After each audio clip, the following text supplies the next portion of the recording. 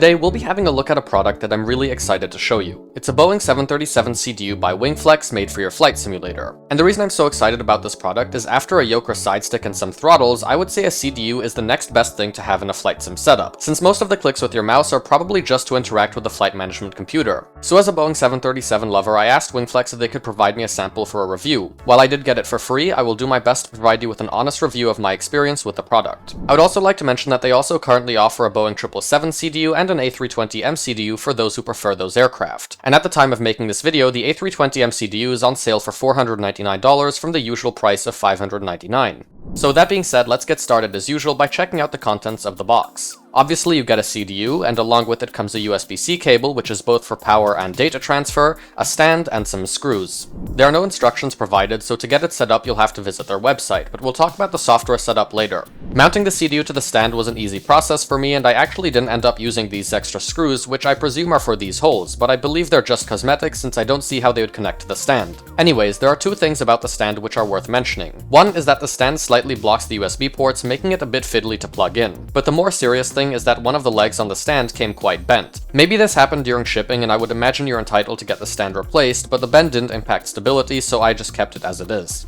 The nice thing about the stand is all the angles it allows you to keep the CDU at. While the highest angle does cause the CDU to move a little bit when pushing the line select keys, I think it looks good and feels great at the lower angles. And whenever you want to put it away to store it, you can just lay it flat, which is nice and compact. Regarding the quality of the CDU itself, it feels solid and comes with satisfying rubber keys, which require a firm push, but I can't tell you how it compares to the real aircraft since it's been a long time since I've used a 737 CDU in real life. The display is also great. I don't know how to describe it, but the colors and resolution look exactly how I remember it on the real aircraft, so they really nailed it there in my opinion. The CDU also has really nice backlighting and the ability to control the brightness of the display and backlights, which is great. It also has all the other lights like the execute button light and the message light, which work as they should. So now let's talk about compatibility and software setup. It's advertised to work with a huge variety of airplanes from Microsoft Flight Simulator, X-Plane, and P3D, which you can see on screen.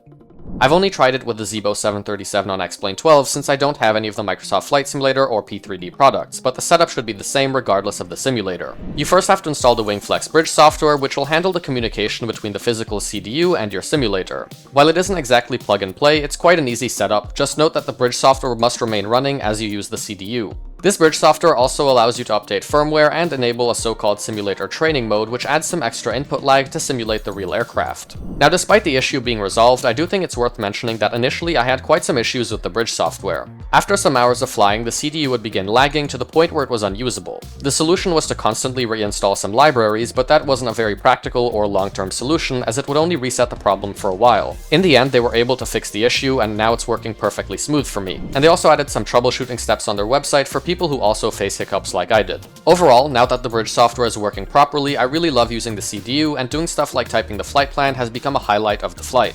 That being said, it is quite an investment, so it really depends on you as to whether it's worth the price or not. I think it's also worth mentioning that the 737 CDU market is about to become a lot more competitive with another major company entering the picture, so it could potentially drive the prices down. But for that, you'll have to wait and see.